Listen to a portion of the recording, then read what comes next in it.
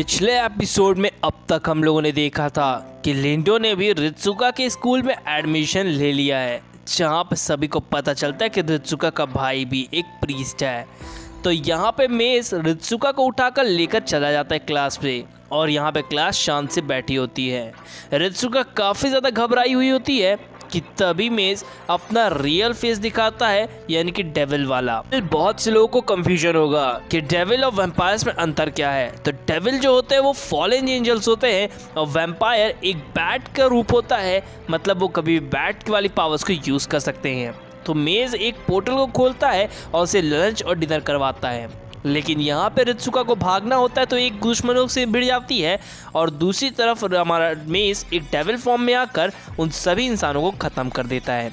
रित्सुका को बचाने के लिए रैम वहाँ पर आता है। रित्सुका ये बात जानती थी कि रैम भी एक डेविल है, और वो भी फॉरबिडन ग्रिमोर के लिए आया हुआ है, इसीलिए वो अभी तक मुझे प्रोटेक्ट कर रहा है, वरना वो चाहे तो अभी भी उसे ख़त्म कर सकता है। तो यहाँ पे लिंडो को दिखाया गया है जो कि एक नए पोर्टल खुलने का इंतजार करता है, और वो डायरेक्टली पोर्टल खुलकर सामने आ जाता है मेस के। कंफ्यूज होता है, लेकिन वो लिंडो से फाइट करता है। लिंडो कहता है कि तुम अपने आप को मेरे सामने सरेंडर कर दो। फाइनली शिकी को दिखाया गया है जो कि कहता है ये पॉन हमेशा से मेरी ही थी। और अब आगे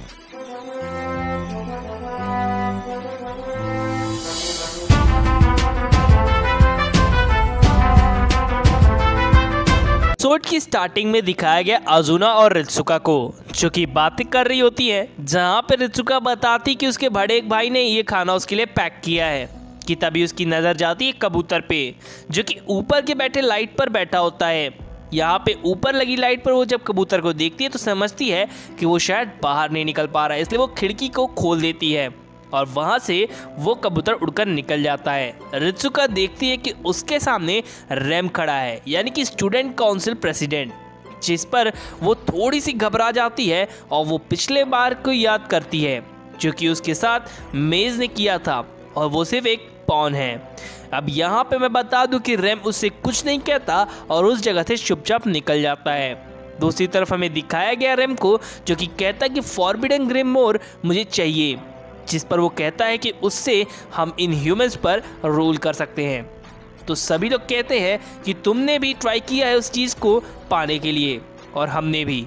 जो तुमने चाल चली थी वो नाकाम रही, और अब तक हम लोग खाली हाथ बैठे हैं। फाइनली अब शिकी को दिखाया गया जो कि कहता है कि तुम लोगों शायद मुझे भूल गए हो, और मैं चाहता हूँ कि तुम लोग भी मुझे इस चीज़ में मौका दो। फाइनली वो कहता है कि मैं डॉग को हेट करता हूँ, और वहाँ से ये कहकर निकल जाता है कि तुम सभी लोगों ने मेरी बेइज्जती करी है। तुम लोग को लगता है कि मैं कुछ भी नहीं कर सकता, तो देखो मैं लेकर आऊँगा फॉरबिडन मोर। तो मैं बता दूं कि ये फाइनली सीधे उस वाली जगह पर पहुंचता है जहाँ पे रित्सुका बैठी होती है, और वो देखती है कि वो येलो रोज को तोड़ रहा है, और तोड़ते तोड़ते उसके हाथों से काफ़ी ज़्यादा खून निकलता है, यानी शिकी के हाथों से, जिस पर रित्सुका उसे रोकने के लिए जाती है, लेकिन शिकी उसे दूर फेंक देता है और कहता है आई एम रियली सॉरी, लेकिन सभी लोग मुझे काफ़ी ज़्यादा टीज करते हैं, इसीलिए मैंने तुम्हें धक्का दिया, और मैं चाहता हूँ कि तुम यहाँ से चली जाओ।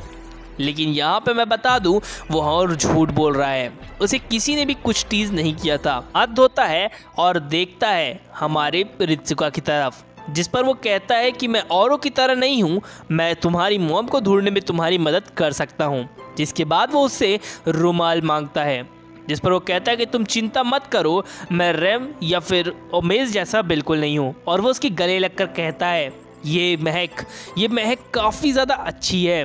फाइनली वो उसे बताता है कि जो सच है मैं वो तुम्हें दिखा सकता हूँ, यानी तुम्हारी मॉम मारिया के बारे में, जो कि फूल के गुलदस्तों को सजाने में काफ़ी ज़्यादा एक्सपर्ट थी।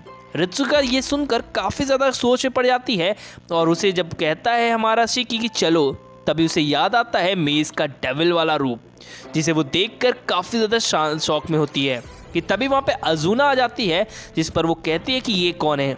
अब मैं बता दूं कि स्टूडेंट काउंसिल प्रेसिडेंट्स को किसी ने भी नहीं देखा था, इसलिए इसके बारे में किसी को नहीं पता। अब अजुना भी जान चुकी थी कि शिकी भी एक स्टूडेंट काउंसिल मेंबर में से 4th मेंबर में आता है। लोग उसके साथ चले जाते हैं एक जगह पर, जिस पर हम अजुना कहती है कि शायद हमें यहाँ से चलना चाहिए, शिकी कहता है अगर तुम्हें जाना हो तो जा सकती हो, लेकिन रित्सुका कहती है अगर ये मेरी मॉम को ढूंढने में मदद कर सकता है तो हमें इसके साथ चलना चाहिए। शिकी मुस्कुराता है और आगे बढ़ जाता है। दूसरे सीन में हमें लिंडो को दिखाया गया है जो कि यहाँ पे प्रीस्ट बैठे होते हैं। वो कहते हैं हमें पता है तुम्हारी पावर क्या है, तो अपनी पावर्स को या फिर डार्कनेस को अपने ऊपर हावी मत होने दो। अपने गुस्से को थोड़ा कंट्रोल में रखो और भगवान वाली पावर्स का यूज़ करो। मुझे पता है तुम ग्रिमोर को सेफ रखने में कामयाब रहोगे।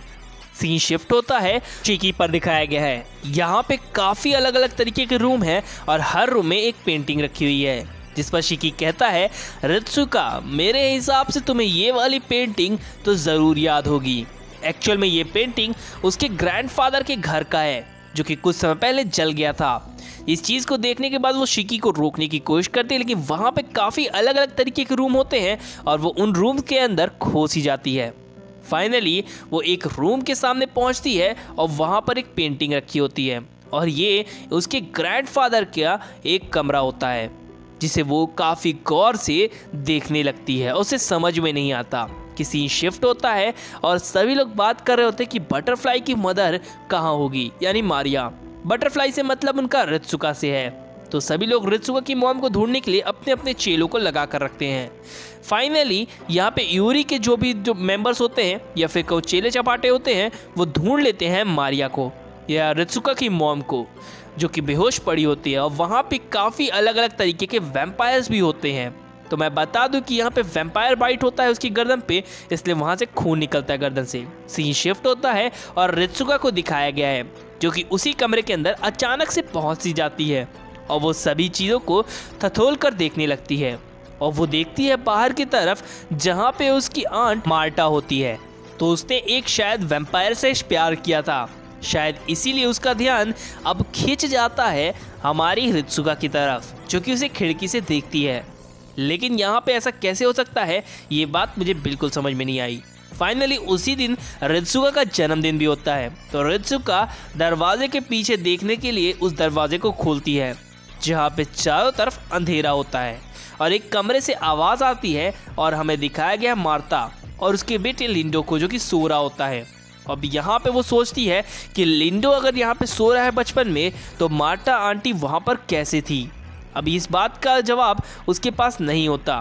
फाइनली वो एक कमरे को देखती है जिस पर ताला लगा होता है और अंदर से वो एक लॉक से देखने की कोशिश करती है जिस पर उसका ग्रैंडफादर कहते हैं ग्रिमोर को सेफ रखना हमारी फैमिली की जिम्मेदारी है। तो ये बात वो देखती है कि ग्रैंडफादर वहाँ पर बैठे हैं और एक बंदा कुछ बड़बड़ा रहा होता है जिसे वो दूर खड़ी होकर सुनने की भी कोशिश करती है लेकिन सुन नहीं पाती। इस बात से वो थोड़ी सी परेशान होती है और अचानक से वो उस फोटो से बाहर निकल आती है। अब ये कैसे हुआ, फिर से एक डेविल पावर थी। शिकी उसे रोकता है लेकिन शिकी के रोकने पर भी वो एक कमरे के अंदर पहुंचती है जो कि पूरी तरह से ब्लैंक था। पता है कि हम डेविल्स और वैम्पायर्स तुम जैसे पुअर थिंग्स को टारगेट करते हैं, जैसे कि तुम एक ग्रिमोर की चाबी हो और हम तुम्हें कभी भी पा सकते हैं, लेकिन तुम्हारी मर्जी के बिना, क्योंकि तुम्हारे पास कुछ पावर्स हैं।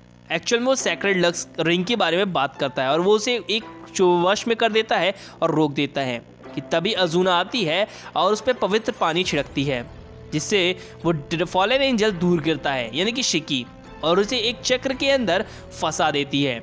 लेकिन बता दूं कि ये जो स्पेल कास्ट उसने किया होता है वो इतना ज़्यादा पावरफुल नहीं है कि उसे लंबे समय तक रोक सके। तो अजूना और रित्सुका उस जगह से चलने की कोशिश करते हैं लेकिन रित्सुका का सवाल होता है क्या तुम भी एक प्रीस्ट हो। फाइनली यहाँ पे दिखाया गया है हमारे शिकी को जो कि अपने डेविल वाले फॉर्म में आने के लिए पूरी तरह से बेकरार होता है।